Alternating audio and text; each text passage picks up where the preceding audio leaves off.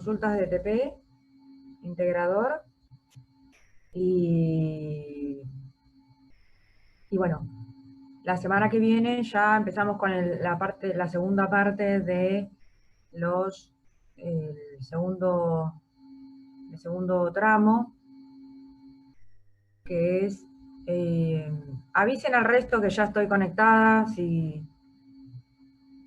pues si tienen una comunicación por WhatsApp o lo que fuere, avísenle. Bien. Vieron que les mandé el libro, el PDF del libro completo, porque lo pidieron ayer la otra comisión y para los que no lo tenían. Igual de todos modos, siempre el libro que puedan tener, si no tienen ese, pueden consultar con el Gayton, el Hussey, Lizzie Taylor. Bien. Vamos a continuar con habíamos llegado hasta la parte de regulación y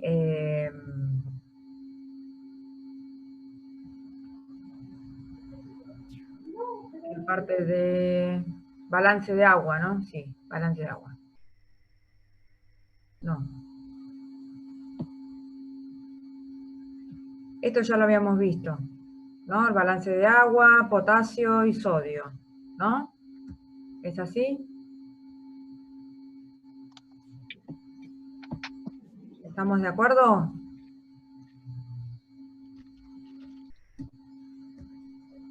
Nos quedaba ver, para resumir, ustedes tienen que saber que, para resumir la idea,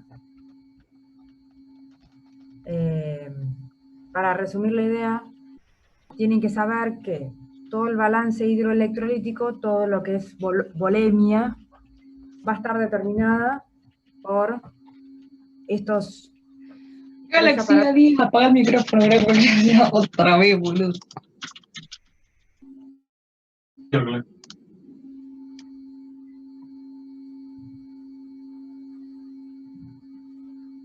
Bueno, apaguen los micrófonos, así pueden, no se interfiere. Si no escucho bien, como les decía, ustedes pregúntenme si tienen dudas, pero bueno, para redondear la idea del balance hidroelectrolítica, de agua y electrolitos, ustedes saben que por el riñón se filtra, viene el 25% del volumen minuto cardíaco, en el cual es bastante. Entonces, si nosotros en ese volumen minuto, ese volumen de sanguíneo total de agua que pasa por el riñón, ese volumen es menor, ¿sí? El sensor, que es el riñón, va a determinar una cascada de reacciones para equilibrar, siempre ir al equilibrio hidroelectrolítico y del medio interno, la homeostasis. Entonces,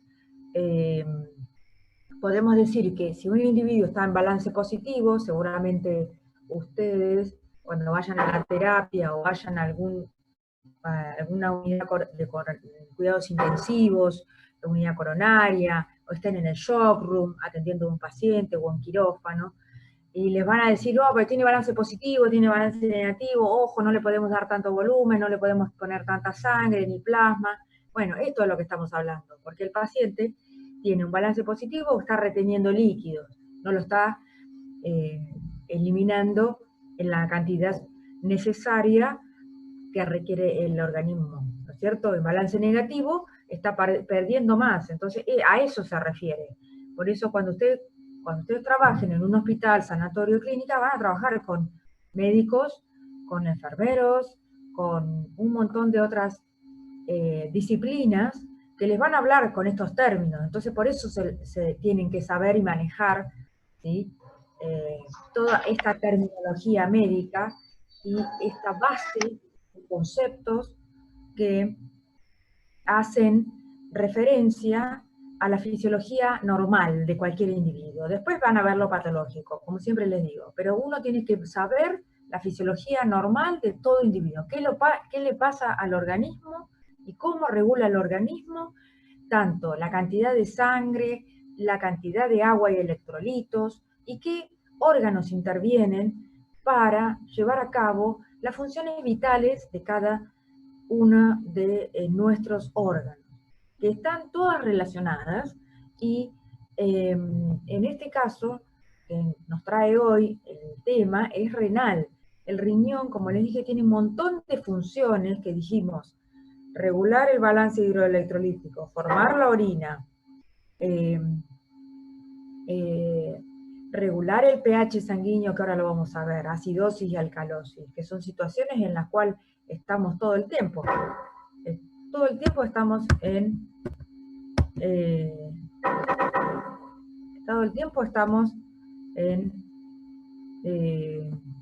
este estado de tratando de llegar siempre al equilibrio en nuestro organismo, ¿sí?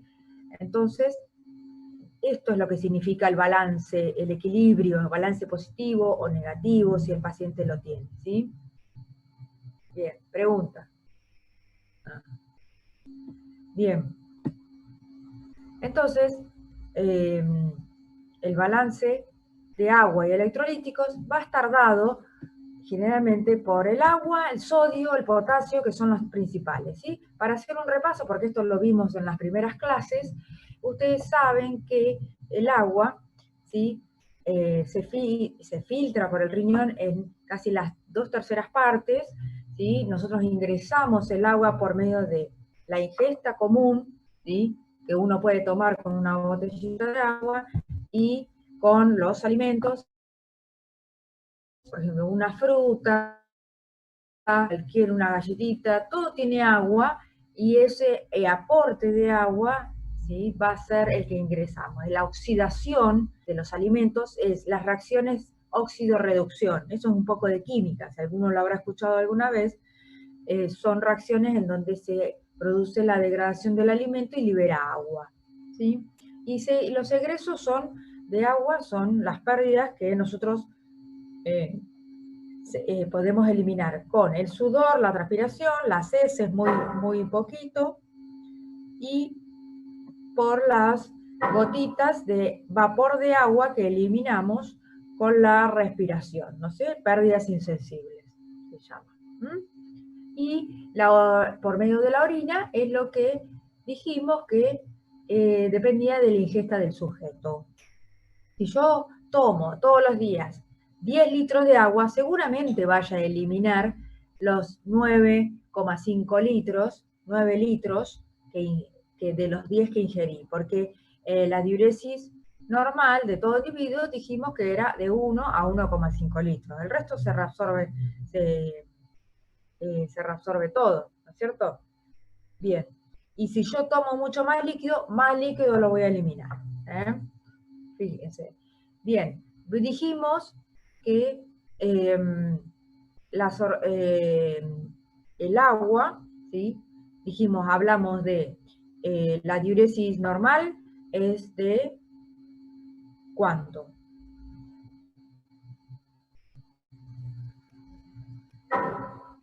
Chan.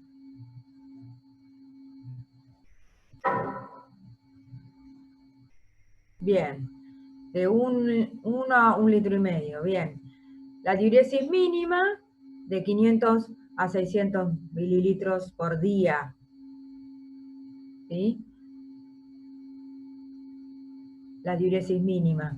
Y lo que es se llama, entonces tenemos la cantidad, según la cantidad de volumen que nosotros eliminamos, vamos a hablar de poliuria, oliguria y anuria, ¿sí? Son las 3 variables que ustedes pueden escuchar que un paciente pueda estar pasando por eso. Fíjense que, ¿por qué canales, ¿sí? Específicos, ¿sí? En los túbulos renales, el agua entra en juego en salir o quedarse en los túbulos renales? Por las acuaporinas, ¿sí? Un sistema de transporte pasivo en el cual el agua difunde a través de esos canales, ¿sí? Y fíjense de qué manera, fíjense que en el asa de Henle es casi impermeable al agua, ¿sí? Y en el distal y colector es impermeable. ¿Por qué? Porque depende primero de la hidratación del sujeto y de la hormona antidiurética. Yo acá les voy a hacer una referencia. ¿Qué acción?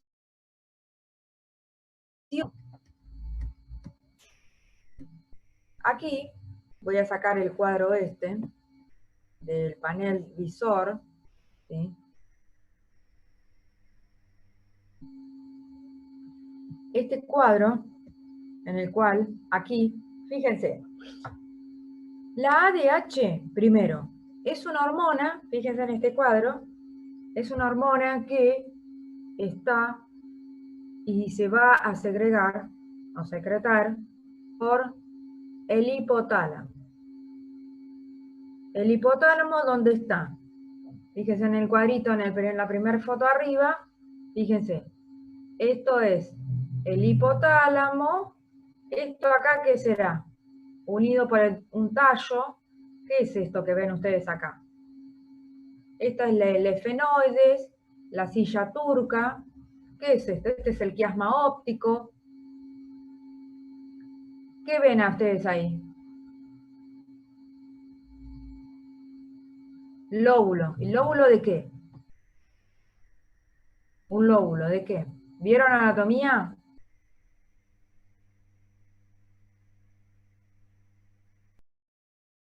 ¿No vieron nada de neuroanatomía?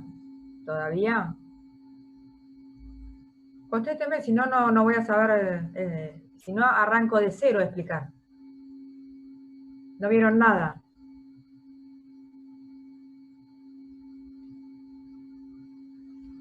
No.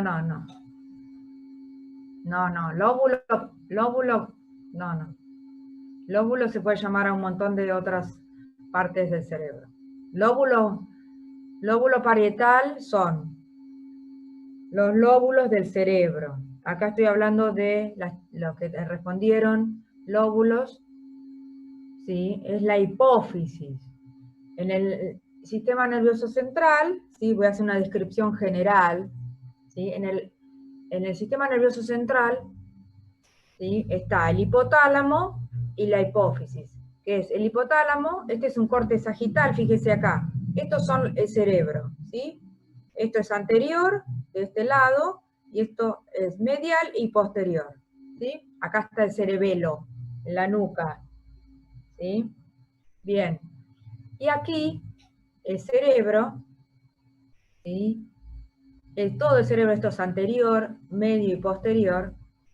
El cerebro, ustedes, en la cabeza, adentro de la calota craneana, tienen tejido nervioso, que son el cerebro. El cerebro es esa masa formado por el encéfalo y la médula espinal, ¿no es cierto? En la parte central, dijimos. Esto ya lo hablé yo, tienen que volver a repasar.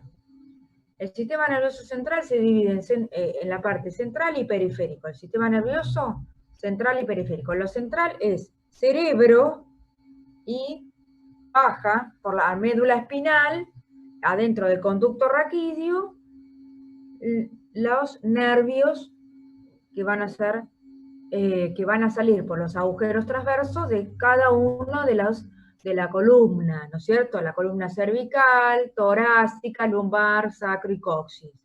¿Estamos hasta ahí? Bien.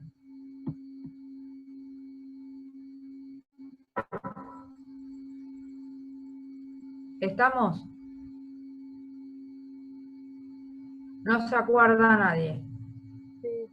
Bueno. Van a tener que repasar para acordarse, porque después está todo relacionado, chicos. Bien. Entonces, el sistema nervioso central, anoten si quieren, sistema nervioso se divide en central y periférico. El central está formado por el encéfalo y la médula espinal. Y el periférico está formado por los pares craneales que salen por los agujeros del cráneo, ¿sí? Y van a inervar todos, son 12 pares, y son los que van a inervar todo cabeza y cuello. Luego tenemos 33 nervios raquídeos que salen por los agujeros transversos, ¿sí? Que van a ser los que nos inervan el aparato locomotor, ¿sí? Que llevan y traen información. Llevan información hacia el exterior para que yo mueva el brazo, por ejemplo, las manos, ¿sí? Para que yo pueda flexionar, moverme, ¿sí? Y traen, ¿sí? Información del exterior. Por ejemplo, si yo estoy tomando un agua y puedo las sensaciones de temperatura, que está hace frío afuera, eso lleva a ingresar por los nervios periféricos para el sistema nervioso central para que yo me abrigue. Y entre ellos están las estaciones de relevo, que son los ganglios paravertebrales, los que están a los costados de la columna vertebral. Bien, entonces ustedes aquí, en lo que es sistema nervioso central, ¿sí? Que dijimos que estaba en el cerebro, el encéfalo y la médula espinal, aquí pueden ver un corte sagital de la mitad del cerebro, así, un corte de acá a la mitad, ¡pum! ¿Sí? El cerebro, el encéfalo, tiene dos hemisferios cerebrales, el derecho y el izquierdo. A su vez, el cerebro se divide en lóbulos, como dijo una de las chicas ahí, lóbulo parietal. Esto no es, lo que yo estoy mostrando ahí no es un lóbulo parietal.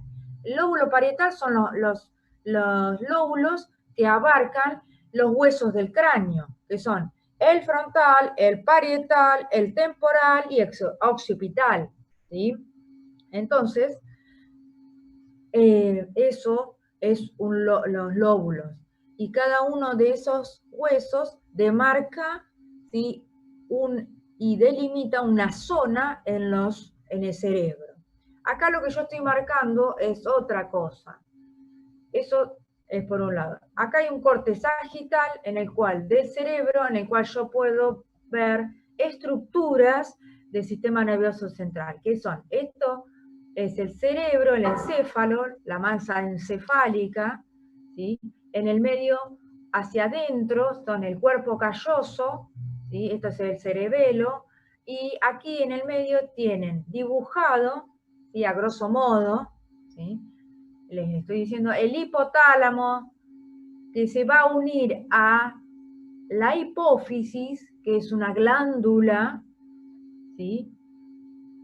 que se divide en estructura en el lóbulo anterior, como dice acá, ¿sí? Y lóbulo posterior. Y aquí todo esto es mesencéfalo, ¿sí? Que se une mesencéfalo, protuberancia y bulbo, y médula espinal para abajo. Eso es anatomía, puramente anatomía del cerebro. Entonces, para poder entender cómo el riñón y nuestro organismo regula la eliminación de agua o no, depende de estas estructuras que están formadas por el hipotálamo unido a la hipófisis por el tallo hipofisario. Bien, aquí en el hipotálamo, una de las estructuras también que forma el hipotálamo, están los núcleos de la base del cráneo. Hay muchos. Lo que nosotros vamos a mencionar acá son el núcleo supraóptica, que son estos puntitos negros, supraóptico y paraventricular, ¿sí? Que son los que hay en el cerebro. ¿Cómo está constituido el tejido de cerebro?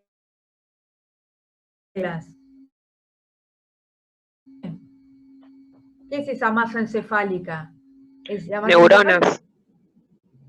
Bien, las neuronas y las células de la glía, que son las de sostén.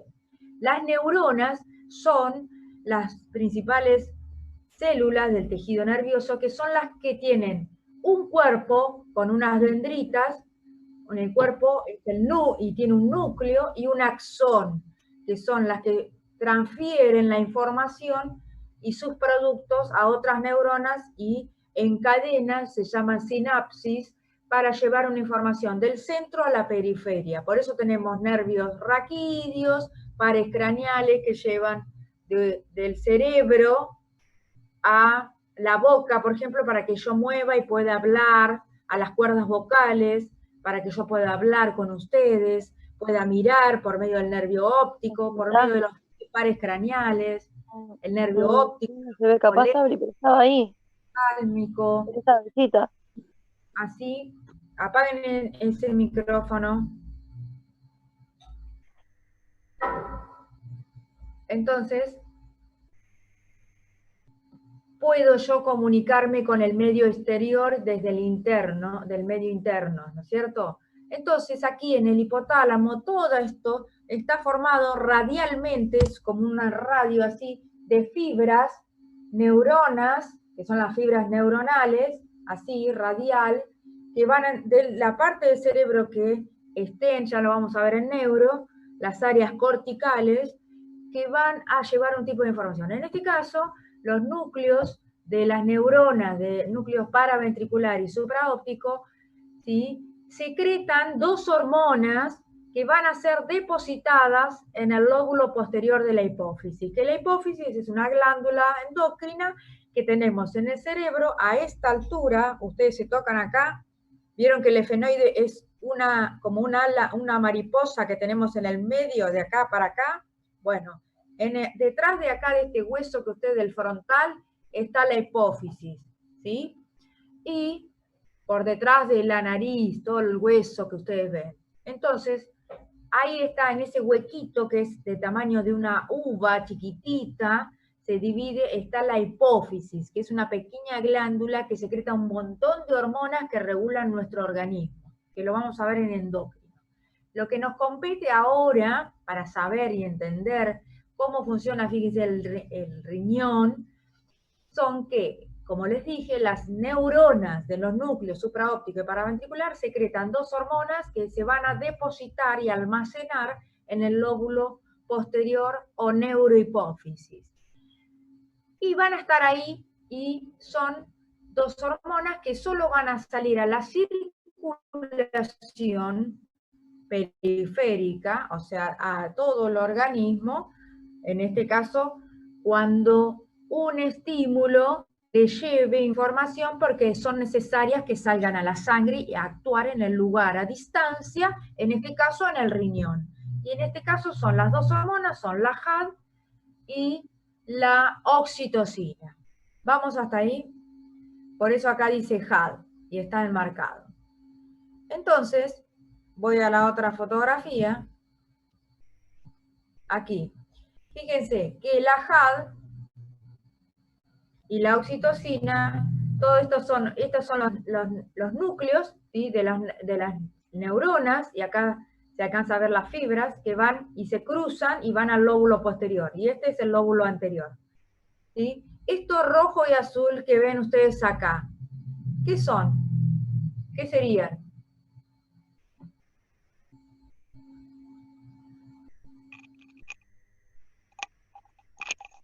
Venas y arterias. Muy bien, capilares a nivel de la glándula, en este caso la hipófisis, ¿sí? Son los vasos rectos capilares que van a llevar ¿qué? Las neuronas que secretan y almacenaron aquí en el lóbulo posterior, la neurohipófisis, las dos hormonas, cuando el cuerpo lo necesita, va a liberarlas. En este caso, la HAD va a salir a la sangre, vía sangre va a llegar al riñón. ¿Por qué? Porque recibió el estímulo de actuar. Por ejemplo, ¿qué funciones tiene la HAD? La HAD, hormona antidiurética. ¿Qué significa eso entonces? Antidiurética. Está al revés, por las siglas en inglés. Antidiurética, hormona antidiurética o vasopresina. ¿Qué significa? Antidiurética. ¿Qué les parece? La palabra, ¿qué les dice? Pensemos. ¿Qué les parece? Va a inhibir algo. Antidiurética. Antidiuresis. Va a evitar que La diuresis. la diuresis, exactamente. Va a evitar que se inhiba la diuresis y que no vayamos tantas veces al baño, exactamente. Inhibe la pérdida de agua por medio del riñón. ¿Y en qué lugar? En el túbulo colector. Entonces, fíjense acá. Lo que hace es censar, ¿sí? Por ejemplo, aumento de la osmolaridad. ¿Qué significaría eso? Eso ya lo vimos.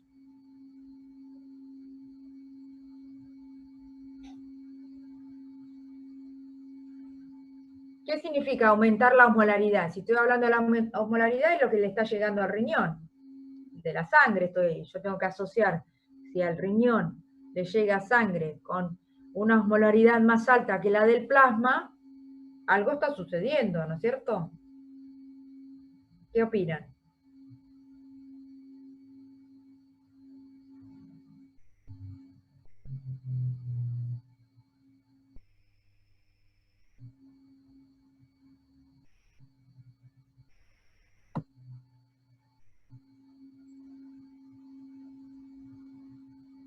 Excreción de iones.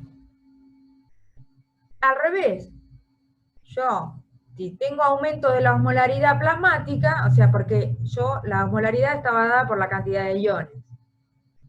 Entonces, los iones están en el plasma, en la sangre. En la sangre es plasma y elementos celulares. Si los elementos celulares no pasan por el filtro, que es el glomérulo, y vuelven a la sangre, y los iones, esa sangre tiene mucha cantidad, está hiperconcentrada, hiperosmolar, eso lo sensa, ¿sí? Lo sensa el riñón, ¿sí? Y lo sensa el cuerpo. ¿Y por qué? Porque tenemos los quimiorreceptores, ¿sí? Que son sensores que están en los cuerpos carotídeos y, como les dije, en la carótida, los cuerpos carotídeos de la carótida, y en el callado aórtico, y ¿saben lo que estoy hablando? Está en lo que es a la salida de la sangre, el corazón. Entonces, cuando hay un aumento de la osmolaridad del plasma, ¿sí? Porque concentro los iones, eso lo sensan los quimiorreceptores del callado aórtico y de los cuerpos carotídeos, acá a nivel del corazón y las principales ramas del corazón, esos quimios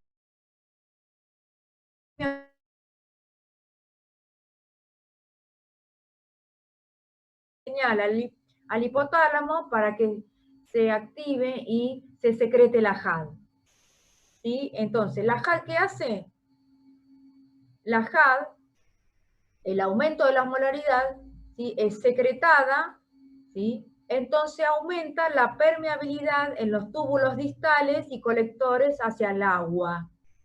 ¿Sí? Entonces trata de que el agua empiece a quedarse en los túbulos, pasar a la sangre. ¿Para qué? Retiene agua. ¿Para qué? Para que se diluya esa osmolaridad, porque todo nuestro cuerpo siempre tiene que estar en equilibrio, porque no puede estar mucho exceso de muchas cargas positivas, muchas cargas dadas por los iones, o sea, aumento de la osmolaridad, ni tampoco menos.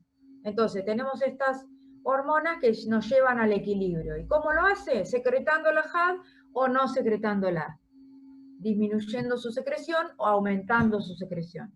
Fíjense, si hay una disminución de la osmolaridad del plasma, no se secreta la JAD, entonces la orina hace que el agua,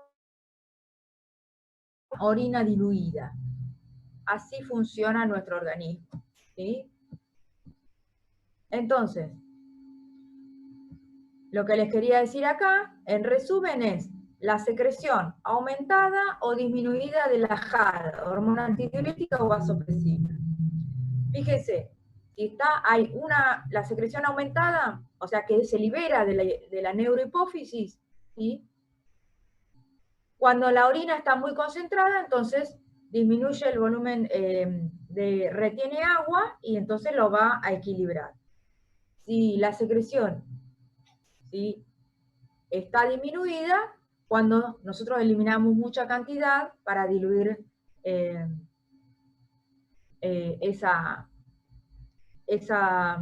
porque la concentración es baja, no es necesario, está bien, ¿sí?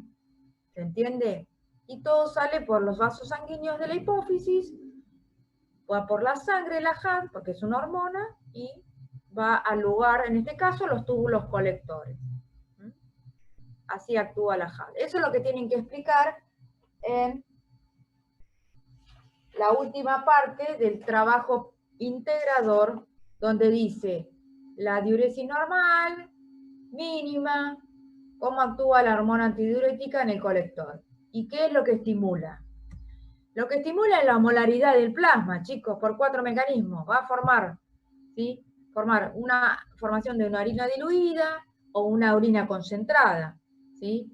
Va a depender de la concentración de sodio en el líquido extracelular, lo que hablábamos recién, y los mecanismos de la sed o apetito, ¿sí? Entonces,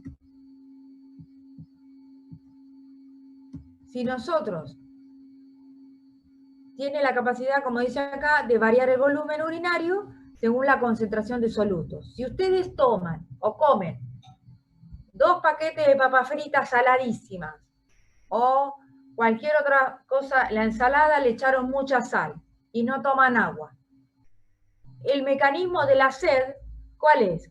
¿Qué van a sentir ustedes? Estos son cosas cotidianas, chicos, que les pasan habitualmente.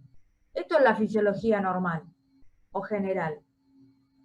¿Qué les pasa? Ustedes se comieron 2 paquetes de papas fritas y nada de líquido.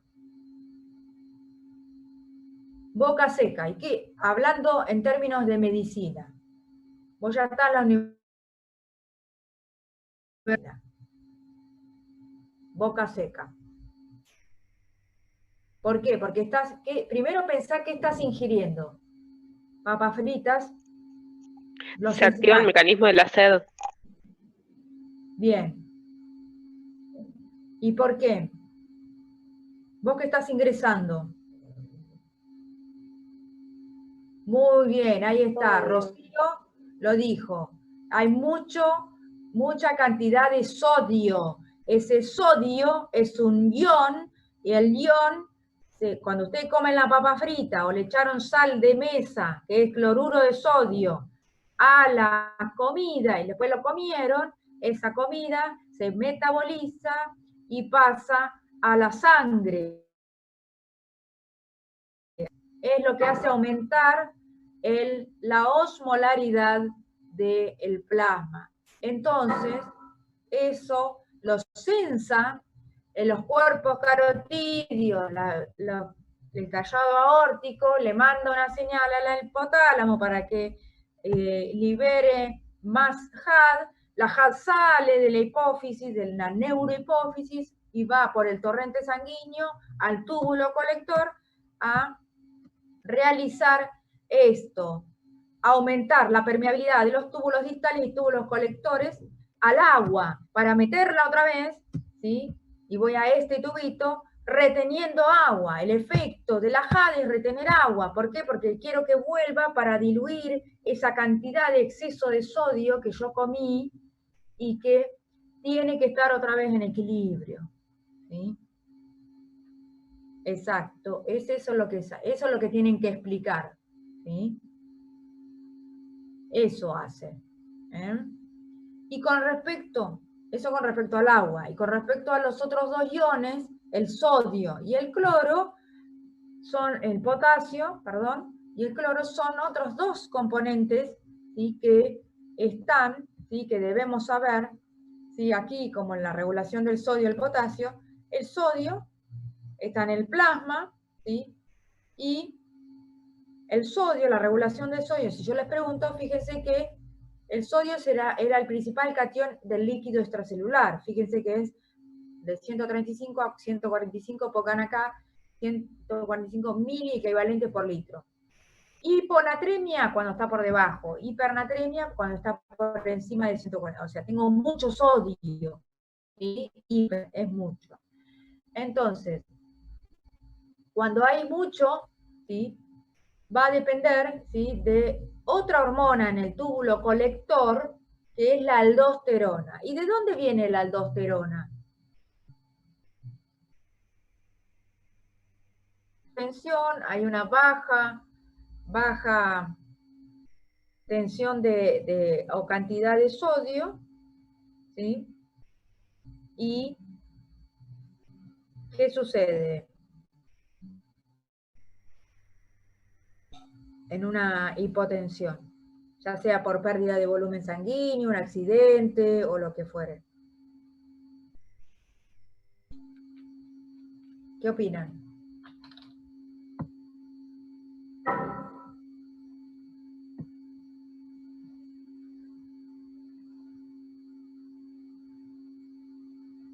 De la renina. Está cerca. ¿Qué pasa? ¿Qué es de la renina? ¿Qué es la renina? ¿Qué hace la renina cuando hay una hipotensión? Eso ya lo vimos, chicos.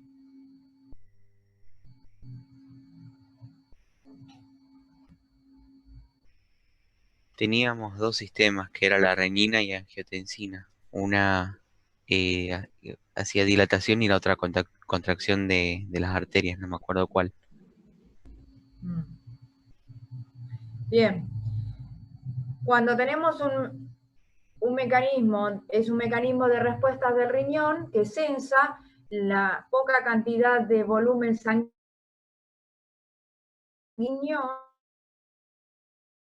o menos, ¿sí? Eso es sensado por los presorreceptores, ¿sí?, y por los receptores en la mácula densa del glomérulo que está rodeando por los glomérulos, y ese descenso, como dice acá Vicky, ¿sí?, el descenso de esa presión arterial porque está asociada al volumen, o el volumen sanguíneo total, hay menor volumen, menor presión y menor flujo plasmático le está llegando al riñón. Entonces, el mecanismo de regulación es activarse, en este caso, en esta situación de hipotensión, activarse el sistema renina-angiotensina-aldosterona. Entonces, lo que va a hacer es liberar la renina en cascada va a activarse para llegar a la formación de la aldosterona. ¿Sí? La aldosterona, ¿sí?, y la angiotensina 2, ¿sí?, ya lo saben cómo es el sistema renina-angiotensina-aldosterona, entonces se libera la angiotensina 2 por un lado, que la angiotensina 2 a su vez es un potente vasoconstrictor periférico, y que vuelva otra vez el flujo, ¿sí?, al retorno, y la aldosterona va en el túbulo colector, va a hacer que retenga sodio y reabsorba todo el sodio, y como reabsorbe sodio, ¿sí?, se reabsorbe junto con el agua, ¿sí?, en el túbulo conector, ¿sí? Secreta protones y potasio, ¿sí?, porque aumenta las cargas positivas, entonces tiene que equilibrar secretando potasio y agua, protones, perdón, ¿sí? ¿Se entiende? Por eso es necesario que aquí la aldosterona tiene una función natriurética, nada de sodio, natriurética, o sea, hace que se libere agua por medio de reabsorber sodio que arrastra agua o liberarlo, ¿sí? ¿Dónde actúa? Este cuadrito lo puse acá para que sumen. Si les pregunto, ¿qué función, o como les puse recién en el práctico, cómo se estimula la secreción en la neurohipófisis de la JAD? ¿Cómo actúa la antidiurética en el túbulo colector? Bueno, yo le puedo preguntar cómo actúa la aldosterona en el túbulo colector, ¿sí?, con respecto al sodio y al potasio. Bueno, entonces, eso es lo que hace, retiene sodio y excreta potasio, con respecto a cuando hay mucho sodio, ¿sí? O Cuando hay poco sodio hay una hipotensión, hay baja osmolaridad. Entonces, cuando hay mucho sodio, elimina el sodio, en el caso de cuando comemos muchas cosas saladas, elimina el sodio y elimina el sodio y trata de, junto con, en esas situaciones, de reteniendo agua por medio de la JAD y elimina el sodio de la aldosterona. Y con respecto al potasio, ¿sí? Retiene sodio y excreta un poco de agua. ¿Sí? A veces los mecanismos, ¿sí? Trata de regular según las cargas, entonces todo lo hace en el túbulo colector, dependiendo de que se actúa. La JAD es con respecto al agua nada más, una orina diluida o concentrada, ¿sí? En cambio, la aldosterona es natriurética, depende de que si hay mucho sodio o poco sodio. Cuando actúa, excreta mucho sodio y arrastra agua, o excreta mucho sodio y retiene agua, ¿sí? Y excreta mucho potasio. Depende de las concentraciones hidroelectrolíticas de la situación que estemos viviendo. Eso es lo que tienen que explicar. Bien. ¿Yo? Bien, a ver. ¿Qué me pusieron? Aumentando la bulimia. Sí, reabsorbe agua y el mecanismo de regulación humoral, aldosterona retiene sodio, sí. Es natriurética y evita la pérdida de agua. Exactamente, muy bien. Eso, así como los expliqué yo, lo tienen que escribir en el trabajo práctico, integrador. ¿Sí? ¿Cómo actúa? Tienen que aprender, chicos, a escribir. Están en la universidad. ¿Sí? Así como se los estoy explicando yo, tienen que explicar cómo actúa la antidiurética. Aprendan a escribir. ¿Sí? Si no están del todo seguros, me mandan el práctico al mi mail y yo se los corrijo.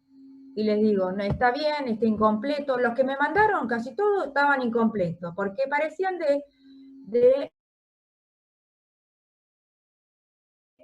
el hematocrito. ¿Qué es el hematocrito? Bueno, es el volumen porcentual de glóbulos rojos dentro del volumen sanguíneo. Dentro del volumen sanguíneo total. Es el porcentaje, bueno. De eso se trata. Esto es una evaluación integral de todos los conceptos. Entonces, si tienen el libro, tienen los power, tienen toda la bibliografía, se sientan y armen las respuestas lo más completa posible. Porque yo voy a leer esa respuesta y les voy a poner incompleto. No les voy a poner ni mal ni bien. Incompleto.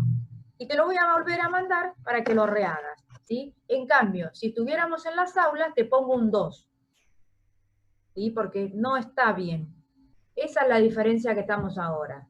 ¿Sí? La evaluación del trabajo integrador es en ese sentido. Estamos tratando de evaluarlos de alguna manera y dándole la posibilidad de que lo hagan en sus casas, con el libro al lado, con el power, ¿sí? Al lado, y la posibilidad de que me lo envíen, y yo se los corrijo y los voy guiando en cuanto a una respuesta concreta. ¿Sí? Y lo tienen que escribir ustedes, ¿sí? Por eso se tiene que hacer en Word, ¿sí? Y dibujar. También otra de las aprendizajes y de la enseñanza que tienen que hacer es pasar en el aula, tenían que pasar y dibujar una nefrona, tenían que pasar y dibujar algún otro, la hipófisis, por ejemplo, la comunicación neuronal y la secreción hormonal. Dibujar el sistema renina-angiotensina-aldosterona, ¿sí? Hacer un cuadro sinóptico de los grupos SABO. Bueno, eso es parte de la enseñanza y el aprendizaje de ustedes en la universidad. ¿Sí? ¿Se entiende? ¿Por qué es necesario que tengamos ¿sí? Esta dinámica,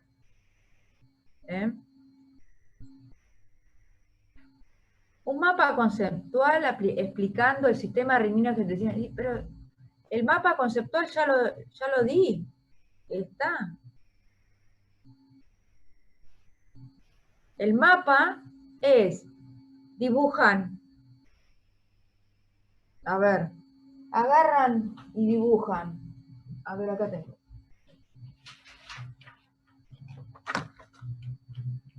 Lo que ustedes tienen que hacer del sistema renina, como dice en el libro está explicado el cuadrito, pero si quieren se lo dibujo. Hacen, lo voy a hacer con ustedes, ¿me ven ahí? Hacen el riñón.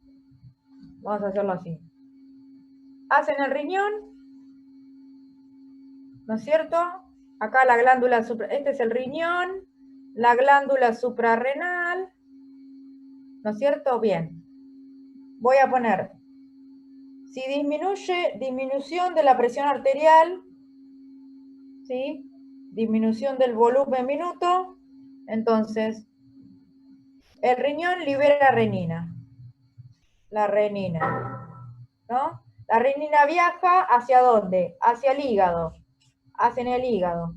En el hígado está el angiotensinógeno que se activa a la angiotensina 1. La angiotensina 2, angiotensina 1 va al pulmón, a los pulmones con la ECA.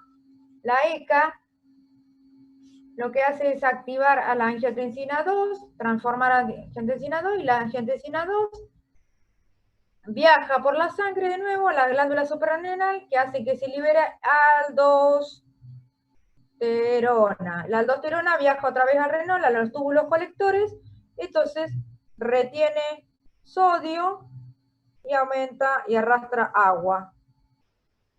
Este es un mapa conceptual. Así lo tenés que hacer vos. Aprender a hacer vos. ¿Sí? Entonces, si retiene agua, aumenta el volumen, por lo tanto, aumenta la presión arterial. ¿Se entendió? Eso es lo que tienen que hacer. Básicamente. Y así tienen que hacer con los circuitos de regulación. Lo mismo con la hipófisis, con la HAD. ¿Sí? ¿Se entiende? Sí, preguntas. ¿Cuál es el mail? Ya les pongo.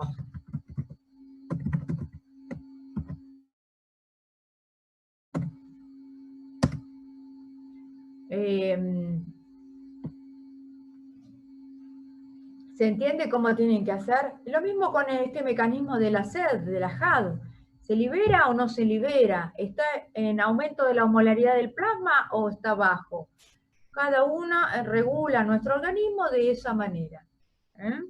Lo tienen que saber escribir y dibujar. Eso es lo que se les pregunta, y eso es un aprendizaje, chicos, y más en esta situación. Por eso se los damos para que lo hagan, lo envían, y consulten, y se les va a hacer una devolución. Bien. Preguntas.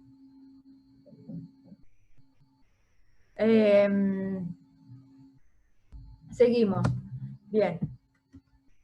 ¿Esto ya lo habíamos visto? Líquidos, sí. Los líquidos corporales.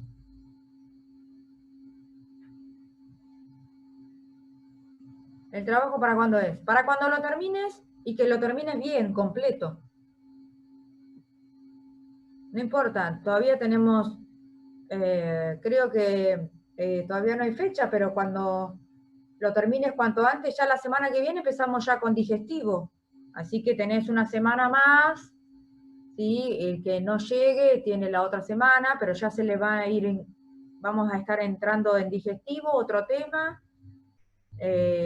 Después viene endocrino y después viene neuro. Y se termina la cursada, y va a haber otro TP integrador, y que vamos a mandárselos también, para que lo hagan y lo entreguen. Por eso se les va a acumular, traten de hacerlo a este TP de los primeros temas, para que después le mandamos el TP integrador número 2, con digestivo, endocrino y neuro, y lo termina.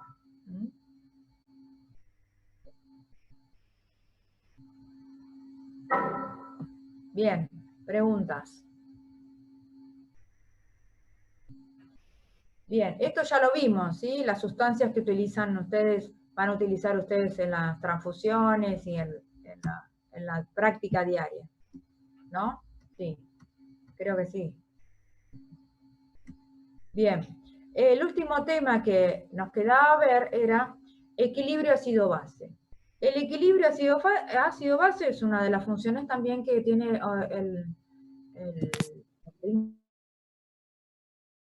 compensar, ¿sí?, el exceso y protones que van a hacer que sea un pH ácido y o eliminación, ¿sí?, de los hidrogeniones. Cuando digo hidrogeniones son los protones, y cuando digo protones es HO, ¿sí? A ver si se los escribo acá.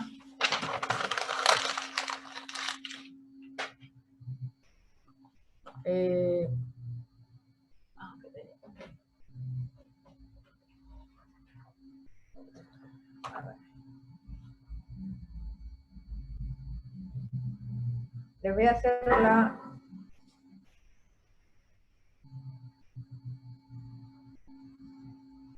la fórmula de Henderson-Hasselbalch, que es la que tenemos que saber.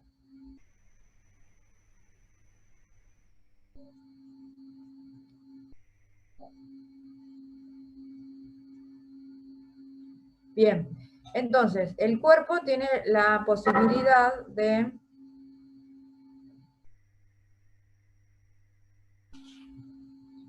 formar estas sustancias, los hidrogeniones, ¿sí? El protón con el signito más, para el que no lo recuerdo. Bien, entonces, los mecanismos de regulación del equilibrio ácido-base del organismo son los pulmones y los riñones. ¿Cómo van a ser? Excretando la cantidad de ácidos, ¿sí?, respiratorios, o sea, los ácidos por la respiración, y los ácidos metabólicos que se formen dentro de los líquidos del organismo por el riñón. ¿Se entiende? ¿Qué van a eliminar por los pulmones con la ventilación? ¿Qué metabolito eliminan? ¿Alguno me lo puede decir? Según esta fórmula que está dentro del glóbulo rojo, que es la fórmula de Henderson-Hasselbalch, ¿sí?, que está en constante movimiento para un lado y para el otro. ¿Sí? ¿Lo ven ahí?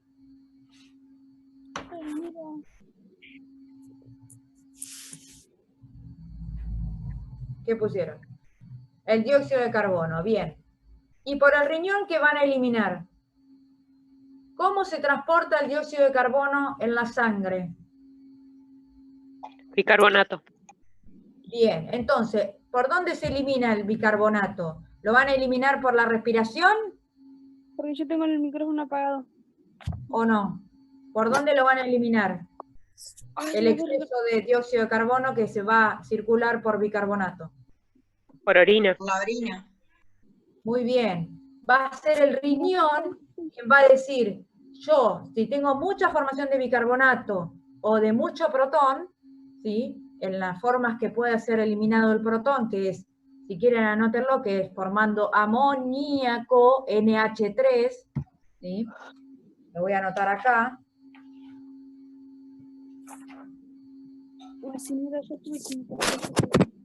NH3, apaguen los micrófonos. Este es amoníaco, y NH4 menos es amonio. ¿Sí? Estas dos, esto es amoníaco, la fórmula, y amonio. Entonces los protones y los nitrógenos pueden, que son de grado,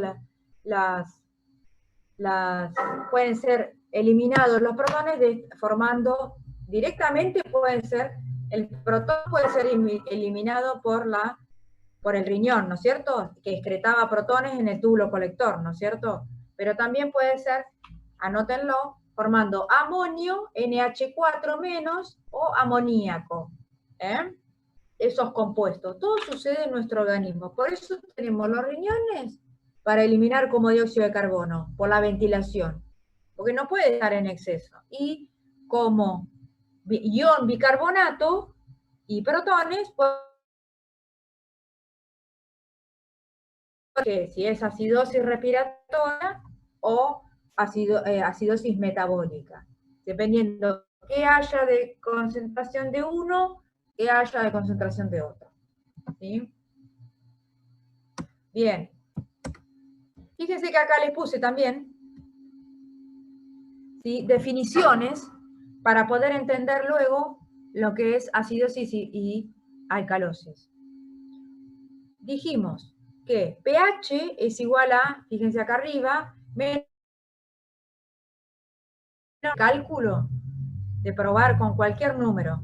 Háganlo. ¿Tienen una calculadora? Yo la que tenía la llevé al trabajo, así que acá no tengo. ¿Qué les da? Menos logaritmo de 10, por ejemplo. A ver si en el celular mío este.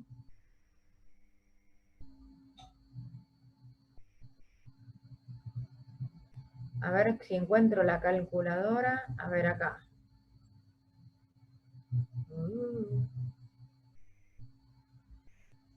Era apretar Shift, me parece. Acá. Yo pongo 10, logaritmo. 100, logaritmo. 2. 1, logaritmo de 0. 2, logaritmo.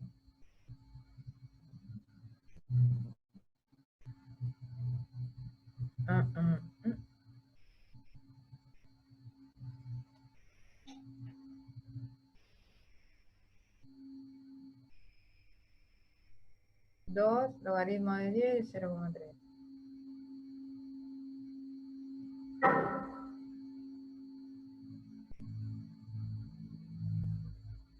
$50, logaritmo.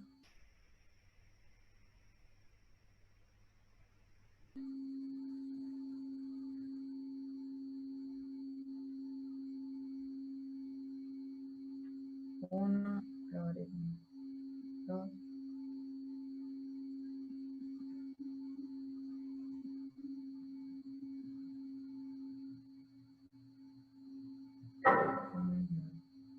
Bueno, esto no sé, yo este celular no lo entiendo como calculadora, pero bueno. ¿Ustedes lo pudieron hacer? ¿Calculadora? ¿Puede ser que dé -1? Sí, puede ser. A mí también me da -1. ¿Logaritmo de cuánto? ¿Cuánto pusieron de protones? 10. 10. Menos logaritmo le da 0,1. -1, sí. Menos logaritmo de 10 le da -1. Sí. -1. Bien. Fíjense que es lo contrario, o sea, le da más bajo, porque me tiene que apretar el Shift, ¿sí? Porque la fórmula es, si yo hago la fórmula, acuérdense, de pH es igual a logaritmo de 1 sobre la concentración de protones.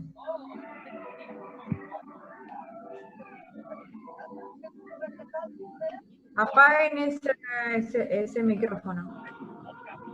Entonces, si yo tengo pH es igual a logaritmo de 1 sobre la concentración de protones, al estar abajo, cuando yo hago el pasaje, si está abajo, es lo mismo que yo tenga 1 sobre 2, acá me va a dar 1 dividido 2, me va a dar 0,5. Si yo tengo Porque lo tengo abajo a la concentración de protones, va a dar más.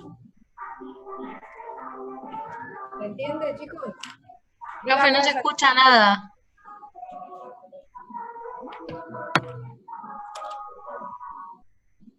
Sí. No sé quién está con el teléfono. Rocío,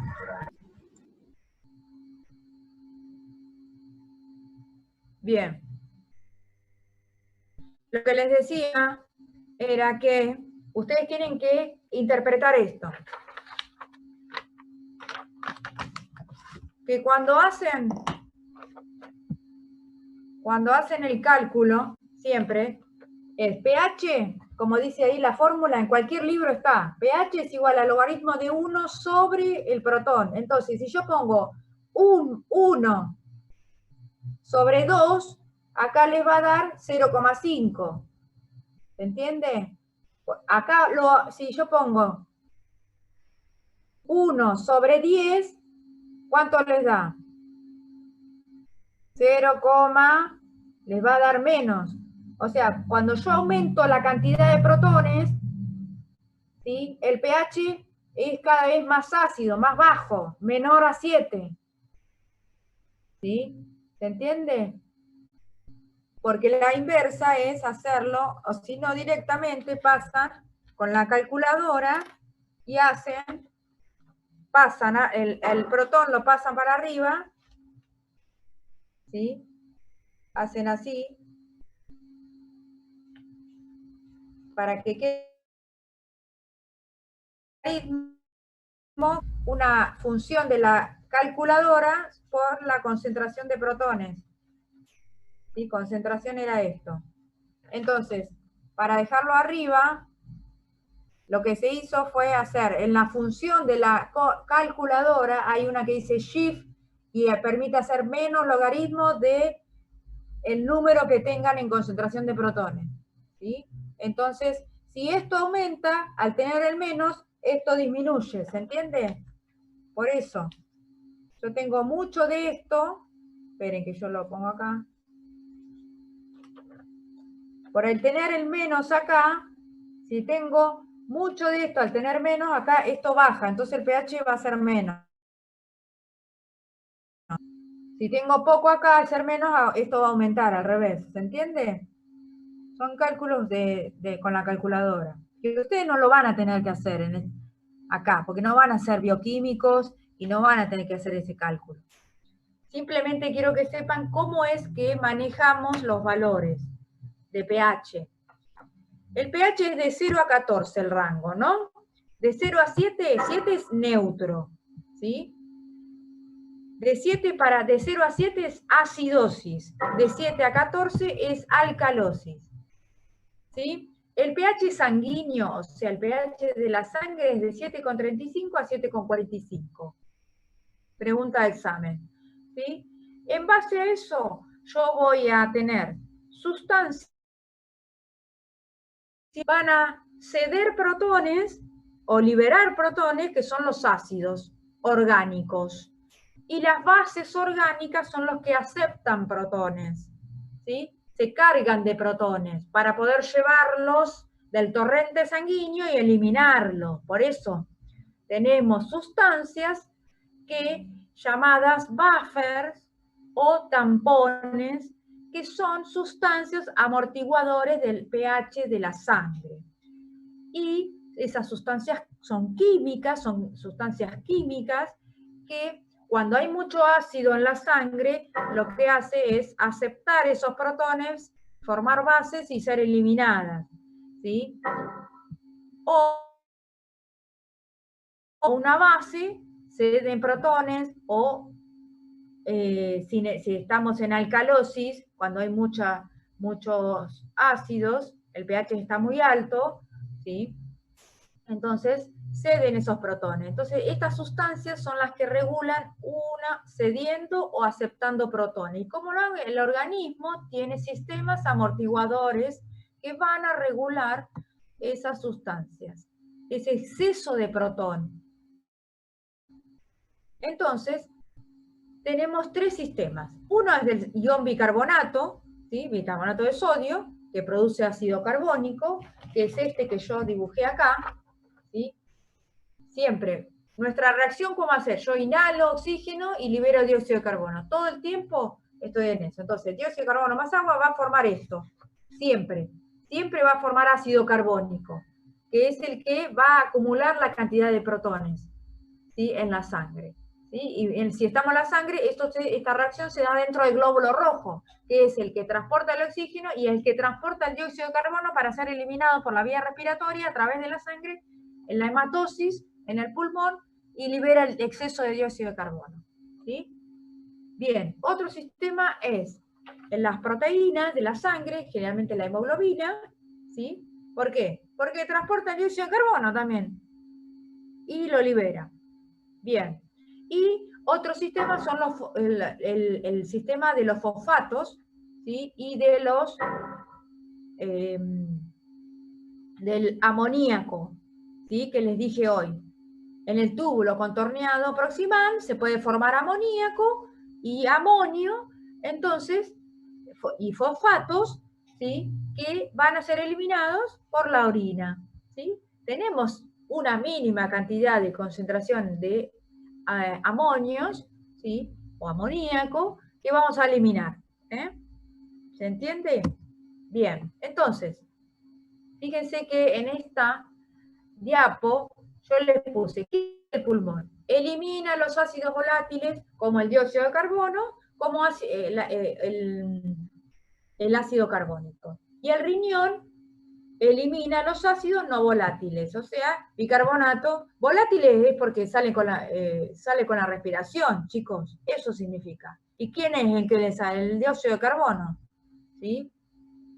Bien, del ácido carbónico que se formó, que trajo de la sangre por esta reacción, ¿sí? El dióxido de carbono en la sangre se une al agua y forma ácido carbónico. Bien. Y en el riñón lo va a liberar, el riñón lo que va a hacer es liberar, ¿sí? Los ácidos no volátiles, el protón o el bicarbonato, ¿sí? Entonces, gracias a que el cardíaco y la sangre y el riñón van a regular esta eliminación, este exceso o no de ácidos carbónico en el organismo, ¿sí? ¿Cómo lo hace? Porque tiene sensores de quimiorreceptores en el callado aórtico, en la bifurcación de las carótidas, y va a sensar la concentración de protones. Por eso son quimiorreceptores, sensores de sustancias químicas, ¿sí? Si la sangre pasa por ahí y tiene muchos protones, va a ser un estímulo para que mande una señal a mi cerebro, para que mande a su vez una señal al riñón y al corazón para que yo hiperventile, o sea, aumente la frecuencia respiratoria para eliminar ese ácido de más, ese dióxido de carbono de más, o lo elimine por orina. Ese es el mecanismo de regulación del pH sanguíneo. ¿Se entiende? ¿Vamos hasta ahí? ¿Me siguen? ¿O no?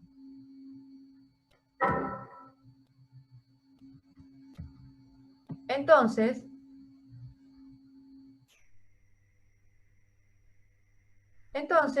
fíjense, la principal función del cardiorrespiratorio es suministrar sangre, ¿sí? Con oxígeno y todos los nutrientes a todos los tejidos. Y elimina el dióxido de carbono. ¿Cómo lo hace? Por esta reacción que les dije recién. Va a formar ácido carbónico. El riñón, ¿cómo lo hace? Como les dije recién, en esta diapo secreta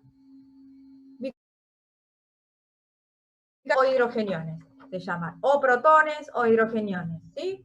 Bien. Estos son valores normales que tienen que saber ustedes. ¿Sí? Nosotros, yo no les puedo llegar a tomar, ¿sí? El pH sanguíneo y la saturación de oxígeno, ¿sí? O la presión, PA es presión arterial de oxígeno. PA de dióxido de carbono, presión arterial, ¿sí?, de dióxido de carbono. Saturación de oxígeno es cuando le ponen el aparatito a los pacientes que ven que tienen un aparatito en el dedo, pulgar o índice, bueno, esto censa la cantidad de oxígeno que está teniendo en una respiración tranquila, la cantidad de oxígeno que le está llegando, ¿sí? Tiene que ser mayor a 95, 100%, ¿sí? Y el bicarbonato es el que tenemos, como dijimos, lo normal circulando es cómo se transporta la cantidad de dióxido de carbono en sangre por la forma como ion bicarbonato. La cantidad necesaria que tiene y normal que tiene el organismo es a través de el bicarbonato. Y el bicarbonato normal es entre 22 y 26 miliequivalentes por litro. ¿Sí? Bien. Fíjense la cantidad baja de la presión arterial de dióxido de carbono, 35 a 45. Y fíjense la cantidad alta de oxígeno, ¿sí? Y la saturación de oxígeno. O sea, yo tengo que tener oxígeno para poder vivir, ¿no es cierto? Ahora, si yo tengo 60 de presión, de la presión arterial de dióxido de carbono, estoy en un estado patológico, realmente. No puedo tener un poquito aumentada, 50, pero enseguida tengo, el riñón va a estar, ¿sí? Estoy acumulando, que esto es un sensor que se mide con sangre arterial, que me está diciendo qué le está pasando al paciente internamente, clínicamente, ¿sí? Algo está fallando, o el riñón que no puede eliminar la cantidad de exceso de protones, o bicarbonato, o en la parte respiratoria, el paciente está ventilado, entonces tengo que hacer que elimine esos excesos de ácidos, ¿sí? Porque por su propio medio no lo puede hacer. Entonces, esto es lo que hace el clínico, en la terapia intensiva o cuando toma una muestra y la manda al laboratorio y le pide, haceme una gasometría arterial y quiero ver cómo está ese paciente. Y bueno, lo que censa es todo esto, para saber cómo está clínicamente. Y aquí la fórmula, ¿sí?, es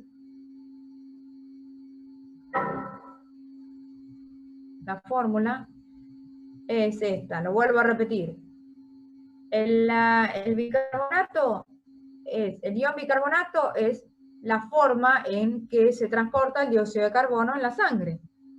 El 90% lo dijimos, va a circular, no circula el dióxido de carbono solito, sale y va por la sangre solito y se elimina. No, va como forma, transporte. El principal transporte del dióxido de carbono en sangre es como formando ion bicarbonato. Eso es lo que dije. Eso es de la primera clase.